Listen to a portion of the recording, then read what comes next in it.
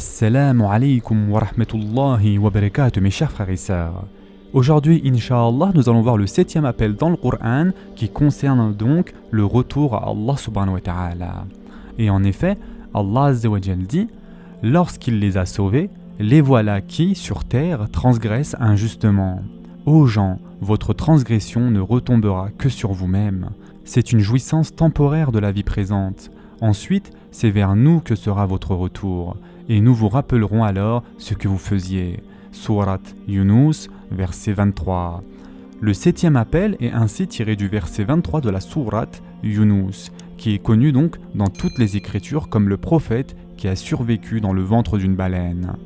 Dans les versets précédant cet appel, Allah subhanahu wa ta'ala a mentionné la condition des personnes qui se tournent vers lui pour obtenir de l'aide uniquement lorsqu'elles sont confrontées à des calamités, comme lorsqu'une catastrophe est sur le point de frapper en mer, sur terre ou dans les airs. Dans de telles circonstances, tout le monde se tourne immédiatement et complètement vers Allah Azza wa Jal seul, avec des supplications sincères, promettant d'être de bons serviteurs après qu'il les aura sauvés.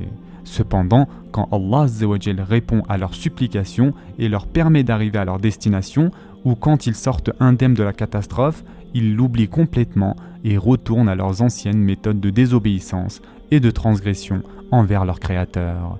Et en effet, c'est pour ça qu'Allah subhanahu wa ta'ala a dit « Lorsqu'il les a sauvés, les voilà qui sur terre transgressent injustement. » Parfois, l'ingratitude de l'homme va jusqu'à ce qu'il attribue son sauvetage à l'habilité du capitaine du navire ou de l'avion et au mépris donc total d'Allah subhanahu wa ta'ala. Il oublie que même les compétences du capitaine sont des dotations d'Allah Azza wa Jal, sans lesquelles le capitaine n'aurait pu réussir à sauver le navire ou l'avion. De plus, si Allah subhanahu wa ta'ala avait décidé de ne pas sauver, aucune compétence du capitaine n'aurait empêché un tel désastre. Le Tout-Puissant rappelle aux ingrats qu'ils ne se blessent qu'eux-mêmes, car ils n'auront qu'une brève jouissance de cette vie ici-bas avant de revenir vers lui. Cette vie n'est qu'un moment éphémère d'éternité, car seul Allah subhanahu wa ta'ala est éternel. Quand l'homme rencontrera son Créateur et pourvoyeur, il se rendra compte que son ingratitude envers lui ne faisait que le blesser lui-même. À cette occasion, ni ses supplications, ni l'habilité d'un commandant de bord ou d'avion ne le sauveront. Allah subhanahu wa ta'ala aime ses serviteurs reconnaissants, tels que Yunus alayhi salam, qui en péril dans le destin d'une baleine est resté inébranlable dans sa soumission à Allah Azza wa Jal. Le messager d'Allah, sallallahu alayhi wa sallam, a rapporté qu'Allah Azza wa Jal a dit « Ce matin, certains de mes serviteurs sont devenus des croyants et des mécréants en moi. Celui qui a dit « Nous avons eu cette pluie grâce à la grâce et à la miséricorde d'Allah est un croyant en moi. » et un mécréant dans les étoiles. Et celui qui a dit « Nous avons eu cette pluie à cause de l'étoile montante » est un mécréant en moi et un croyant aux étoiles. Ainsi, l'homme doit être attentif à son Seigneur seul, tant dans les bons moments que dans l'adversité. Et le messager d'Allah, sallallahu alayhi wa sallam, a dit « Connaissez Allah dans les moments de réconfort et il vous connaîtra dans les moments difficiles. » Et ce hadith a été rapporté dans le Musnad de l'imam Ahmed. En résumé, mes chers frères et sœurs, la persévérance dans la fidélité à Allah Azza wa Jal, que ce soit dans la prospérité et les difficultés, sauve l'homme dans ce monde et dans l'au-delà. Connaître et se souvenir d'Allah subhanahu wa ta'ala uniquement dans les épreuves et le négliger dans le confort entraîne sa colère. Le 7e appel, ainsi, est un avertissement à l'homme que sa désobéissance à Allah subhanahu wa ta'ala ne fait de mal qu'à lui-même. Et en effet, Allah Azza wa Jal a dit « Ô humanité, votre rébellion désobéissance à Allah est seulement contre vous-même. » Cependant, l'homme espère obtenir plus de cette joie et de cette luxure mondaine et temporaire, même après s'être abstenu du culte d'Allah subhanahu wa ta'ala. Les désirs du monde ne durent jamais, ils disparaissent rapidement, puis l'homme quittera ce monde contre sa volonté pour faire face à sa juste récompense dans l'au-delà. Toute l'humanité retournera inévitablement à Allah Azza wa Jal quand elle sera tenue responsable de ses actes. Maintenant, voyons le 8e appel qui concerne la révélation finale. Allah Azza wa Jal dit « Ô gens, une exhortation vous est venue de votre Seigneur, une guérison de ce qui est dans les poitrines, un guide et une miséricorde pour les croyants. » Sourate Yunus, verset 57.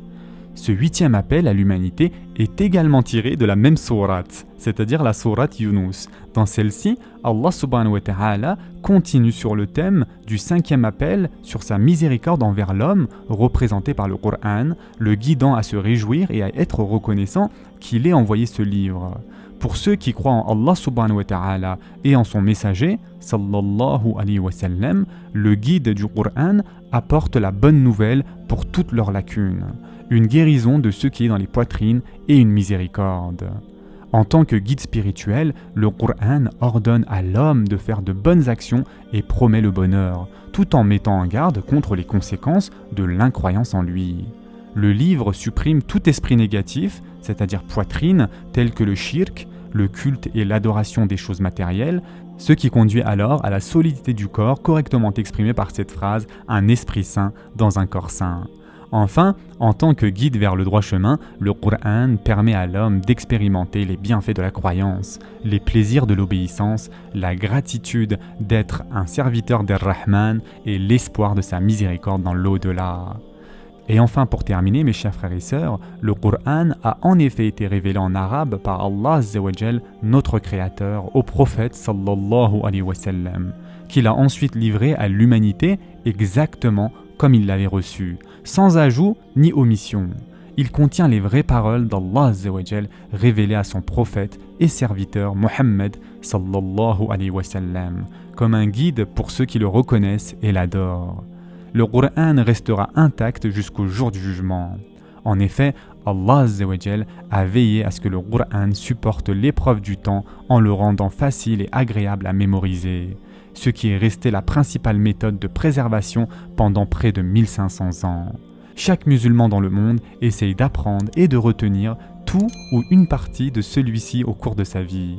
La révélation finale d'Allah subhanahu wa ta'ala comprend l'avertissement, la guérison, la direction et la miséricorde.